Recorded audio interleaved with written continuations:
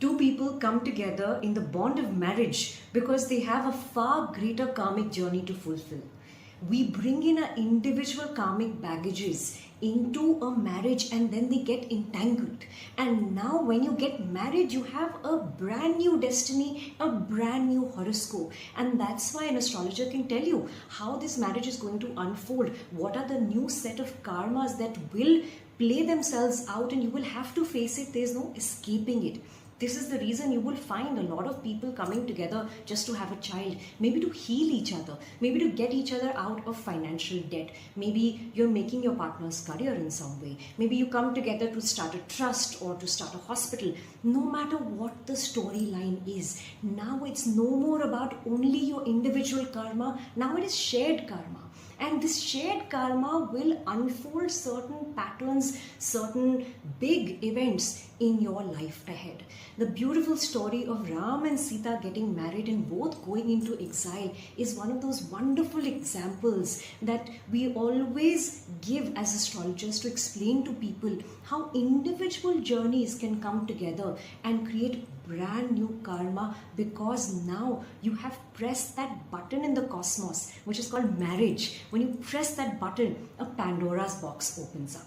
So there's so many stories in Ramayana where different Rakshas, Danav in the Dandak forest are told that you will be freed of your curse when Vishnu's avatar Ram will come to slay you, or he comes to touch you, or to kill you. No matter what that storyline is, that you will get freed.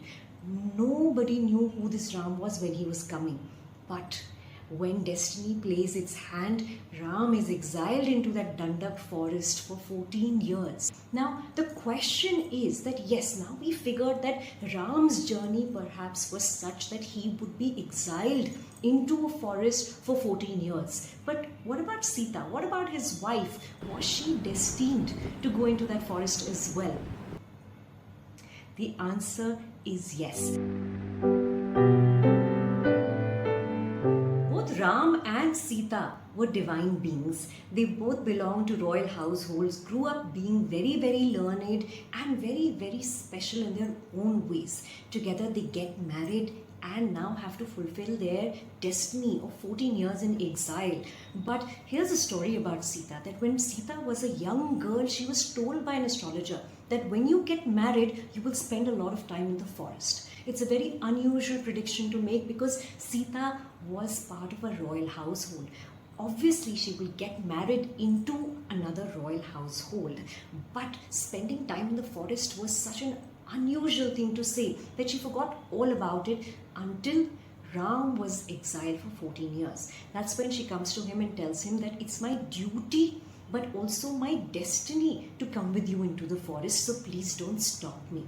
Now, here's another story I want to share with you. Okay, so keep the story of Sita aside for a moment, and I will tell you another story of this woman called Vedavati. Vedavati was an extremely learned woman, and her lineage was that she was the granddaughter of Brihaspati, who was the guru of the gurus. He was the teacher and the strategist for the Devas. And Brihaspati himself was the son of Maharishi Angiras. Maharishi Angiras, he is known to be more illustrious and more luminous than Agni himself. But to honor Agni, he said that whenever pujas, rituals are performed, you will be worshipped and not me. So coming from a lineage like that, Vedavati herself was extremely intelligent, extremely learned, and had so many siddhis because of her tapasya that you will get to know about all of them in just a moment. So she's sitting one day meditating under a tree, and just then a chariot of a king passes her by.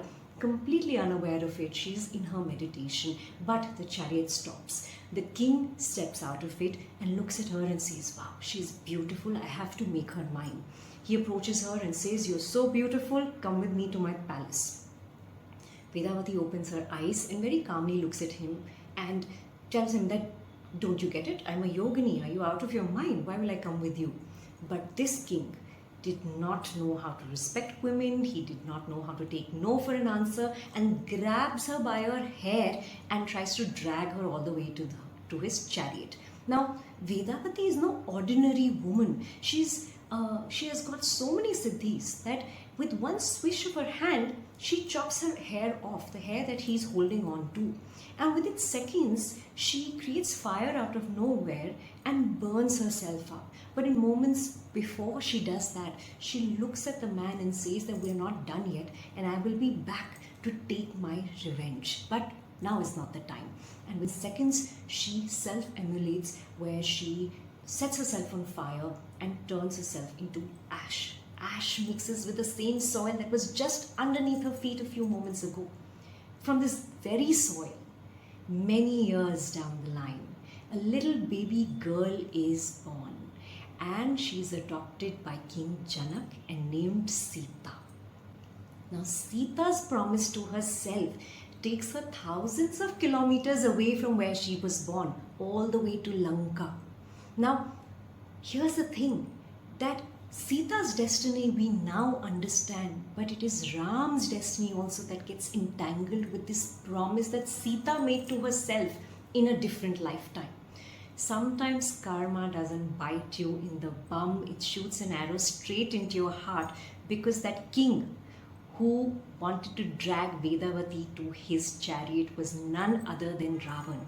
And years later, he made the same mistake and grabbed Sita and kidnapped her. So what he couldn't do with Vedavati, he accomplished with Sita, but that's what the destiny was. And Ram had to kill Ravan and free Sita, not just from Lanka, but from the promise she made to herself in a different lifetime. So you see how beautiful is destiny, how beautiful is this cosmos in the way it keeps us entangled to the things that we have said, to the things that we have done, and to each other.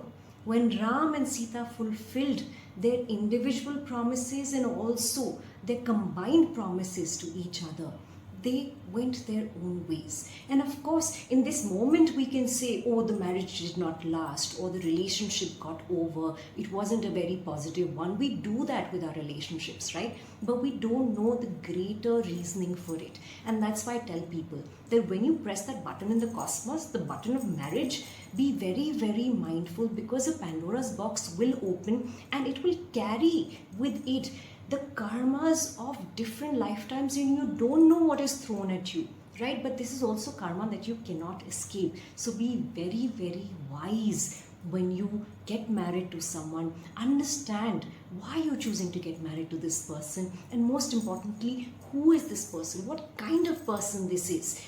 And of course, consult an astrologer before you get married, because how else will you understand what is your individual karma and what is your shared karma in a marriage. So I hope you like this video. If you want to know more, please visit my website. There's lots more there that you can learn from. You can also find me on Instagram on tenderwisdom.com. See you.